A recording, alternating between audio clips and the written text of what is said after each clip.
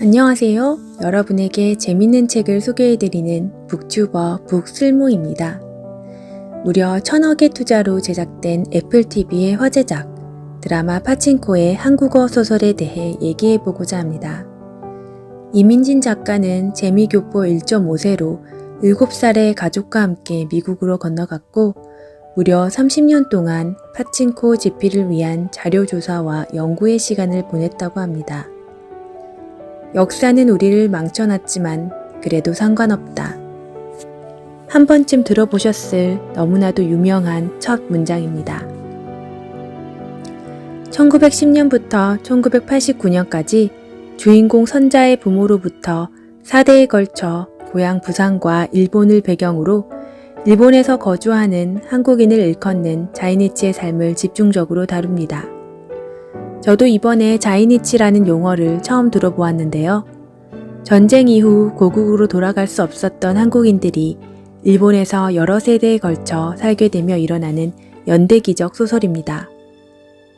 작가가 자이니치에 대해 처음 관심을 가지게 된 계기는 예일대학교 3학년 재학 시절 한 미국인 선교사 강의에서 일본에서 살고 있던 한 어린 소년의 죽음에 대한 이야기를 듣고 나서부터였습니다.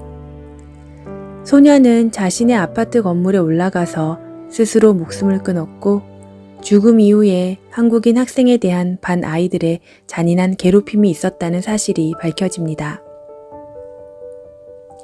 그 소년은 일본에서 태어났고 계속 일본에서 살아왔지만 너네 나라로 돌아가라, 마늘 냄새가 난다, 죽어라 등의 욕설이 졸업 앨범에도 적혀 있었습니다.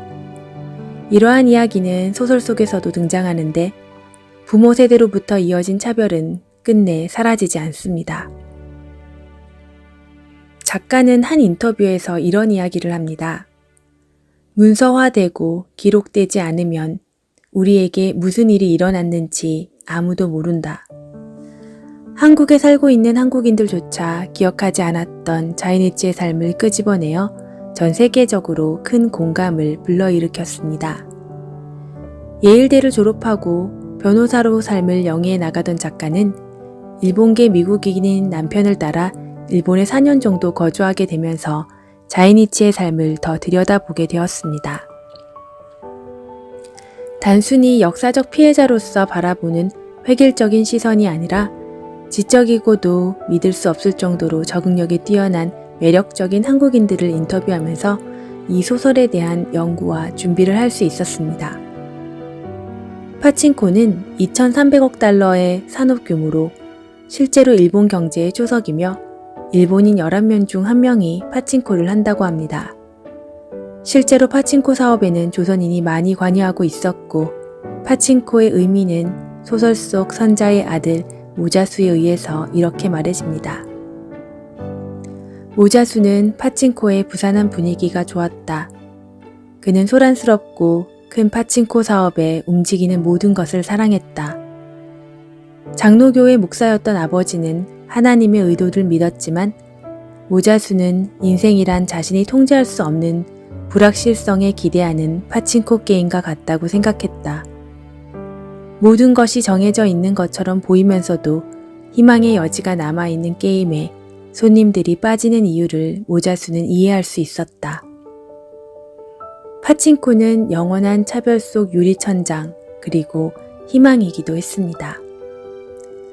소설은 언청이의 다리가 불구였지만 성품이 바르고 인자한 아버지로부터 선자가 태어나면서 본격적으로 시작됩니다. 일제의 강점기 속이었지만 선자네 가족은 어려운 상황에서도 하수겁을 하며 아름다운 섬 용도에서 알뜰살뜰 화목한 삶을 영위해 나갑니다. 숙녀가 된 선자는 시장에서 나이가 꽤나 많이 차이나는 고한수를 만나 곧 사랑에 빠지게 되는데요. 임신까지 하게 된 선자가 이제 엄마에게 인사를 드리자고 말하자 고한수는 그제서야 일본에 아내와 아이가 있다고 고백합니다. 그리고는 나에게는 충분한 능력이 있고 딸밖에 없으니 너는 내 아들을 낳아줄 수 있고 나는 너에게 집과 안락한 삶을 줄 수 있다고 합니다. 여기서 선자는 그렇게 내 인생을 살 수 없다며 다시는 만나지 말자며 둘은 헤어지게 됩니다. 이후 하숙집에 묵게 된 병약한 백이상 목사를 만나 목사의 형인 요셉이 살고 있는 오사카로 함께 떠나게 됩니다. 총 2권으로 짧지 않은 소설이지만 흡입력이 워낙 대단해 한번 손에 잡으면 2권을 금방 읽게 됩니다. 소설을 다 읽고 애플 드라마도 보면 더욱 흥미로울 듯한데요. 저는 아직 드라마를 다 보지 않았지만 김미나 이민호 씨 얼굴이 읽는 내내 떠올라 정말 찰떡 캐스팅이라고 생각했습니다. 소설 파친코가 애플 TV 드라마와 더불어 더욱 화제가 되었었던 것은 한국어 판권 계약 종료로 절판이 된 사실인데요. 현재 문학사상 출판사에서 새로운 출판사로 판권이 넘어가면서 약 3개월 후면 새로운 번역서로 출간하게 된다고 합니다.